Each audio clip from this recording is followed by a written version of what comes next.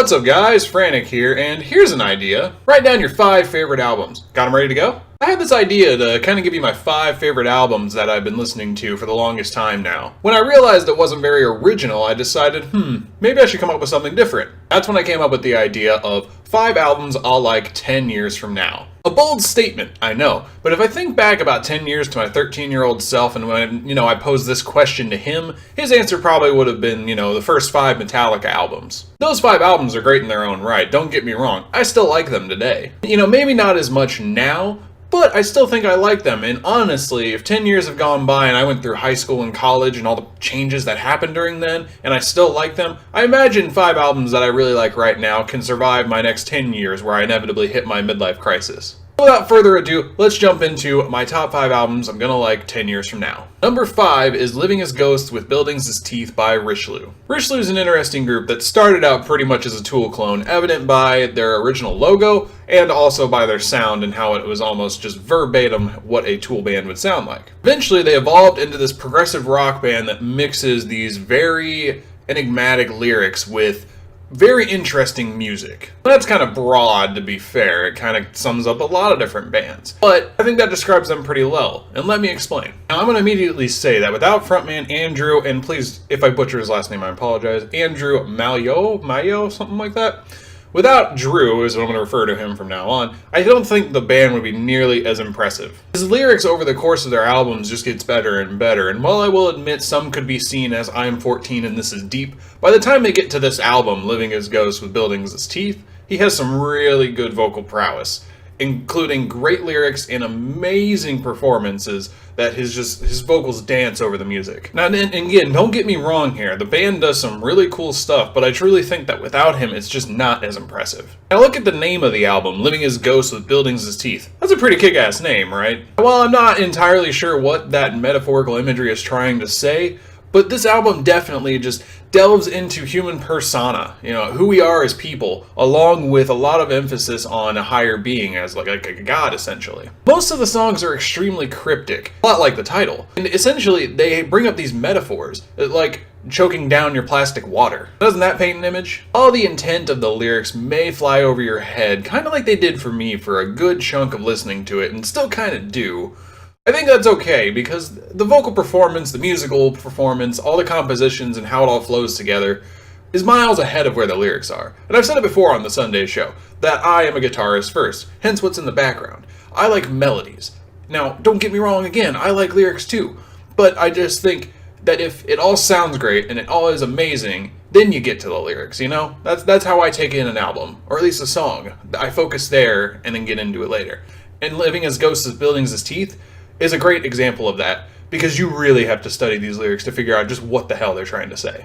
So with that being said, that's why I think Richelieu's Living as Ghosts with Buildings as Teeth will be an album I enjoy 10 years from now. Let's move on to number 4, which is Marrow of the Spirit by Agalloch. Tragically, Agalloch broke up in 2016. Since I'm more of a recent fan, as I only discovered them about a year or two ago, I was pretty upset about this news. Lucky for us, their music isn't gone forever. Man, are we lucky for sure. Marrow of the Spirit is a sad album. There's no denying that. Most of atmospheric post-rock or post-metal or even atmospheric black metal tends to be on the sad side, which basically means most of Agalloch's music is sad. But don't let that get you down. I don't normally listen to this album and feel bad, not because I have some greater, higher emotional capabilities, but just because I'm okay with listening to sad music. It doesn't bring me down. Marrow of the Spirit kind of centers around one particular thing, and that is the Black Lake, which is the longest song on the album. When I listen to Marrow of the Spirit, I'm put in this Black Lake that they speak of.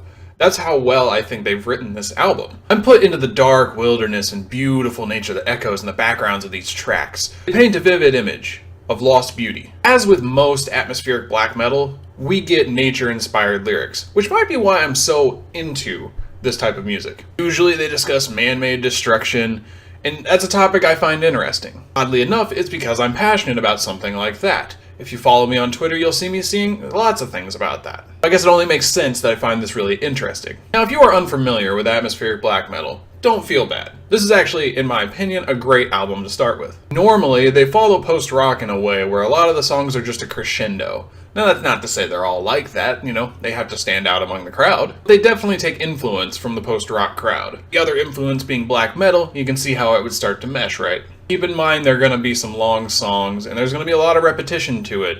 Not because they aren't creative, but that's just how the style works. So it could be up your alley, it could not be. Either way, I'm sure I'm going to love Marrow of the Spirit 10 years from now. Let's move on to number 3, which is Images and Words by Dream Theater. Let's take a trip down memory lane, shall we? Back in high school, I was big into Metallica. You probably recall earlier in the video when I mentioned if you would have asked me 10 years ago what my 5 favorite albums would be, it would be Metallica, literally their first 5 albums. I was listening to satellite radio in my parents' car. A band called Dream Theater came on, playing the song called Constant Motion. It reminded me of Metallica, and at the time I was just looking for new stuff to listen to. And then again, I'm always looking for new stuff to listen to. So I decided to go look them up and see what other stuff they had done. After a bit of research, I found this catchy ass song called Pull Me Under.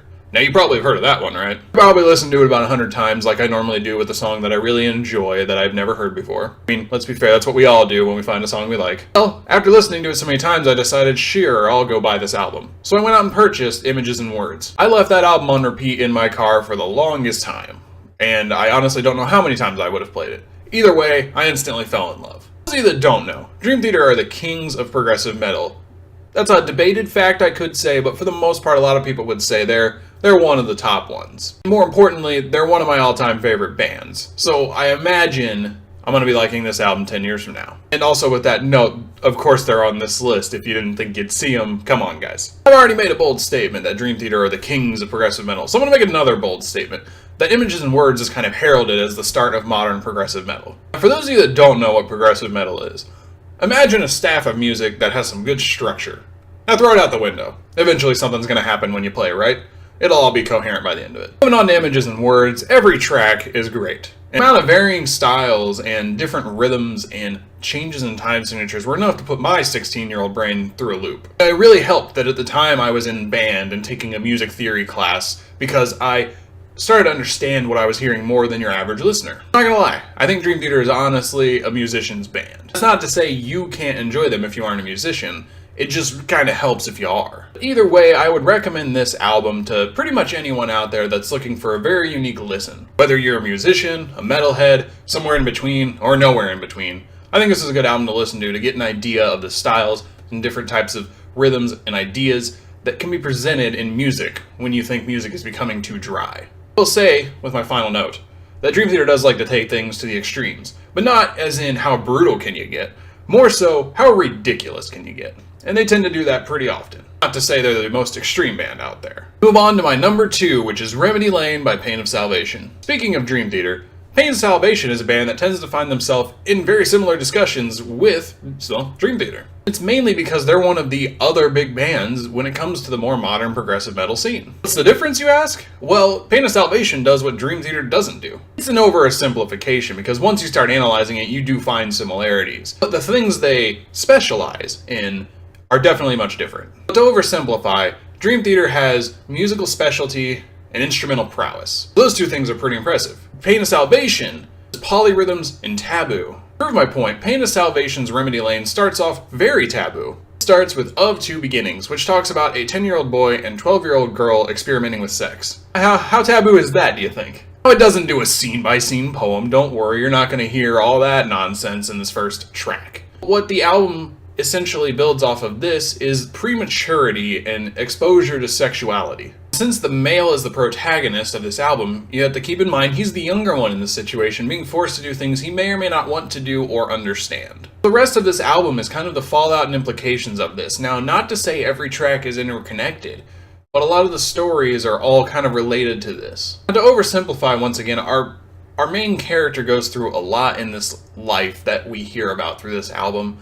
And overall, by the end of it, it's essentially sex shapes everything he does and knows. And it tragically gets in the way of a lot of things, but also builds good things, as you could probably imagine sex would do. Overall, it's more depressing, because the album is very real.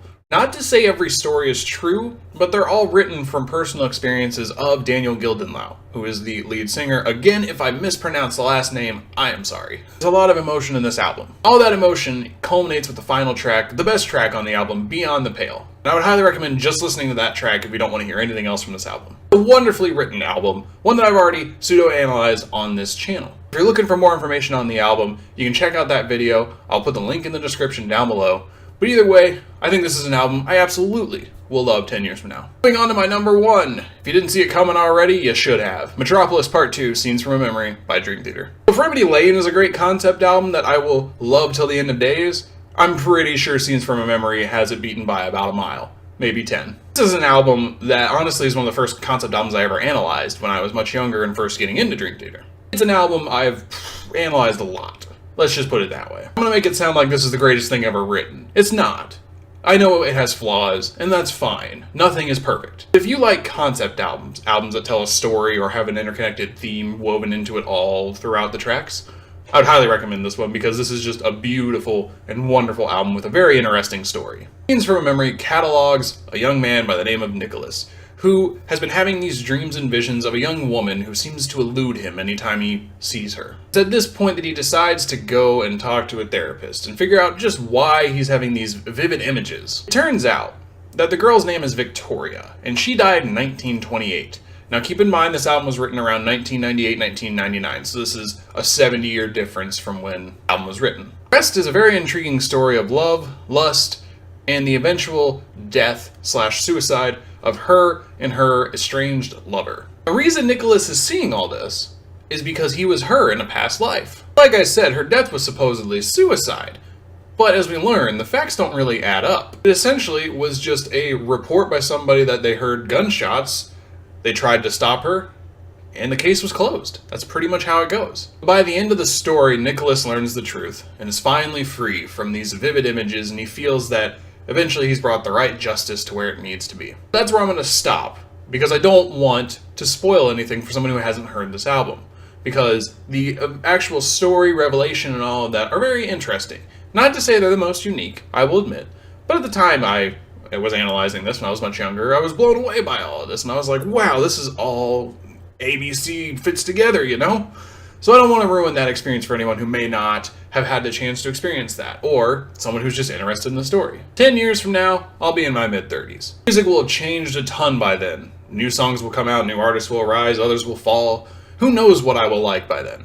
With all that in mind, I'm pretty sure 10 years from now, the 5 albums I just mentioned, I'm going to enjoy personally. Might not be my favorite albums, but I think they will be on my list of great albums to listen to, just like those first 5 Metallica albums. What about you guys? I had you write down 5 albums at the beginning of the episode. Hopefully you followed through with that. What are they? Write them down in the comments below, and if you think, honestly, 10 years from now you're going to like them.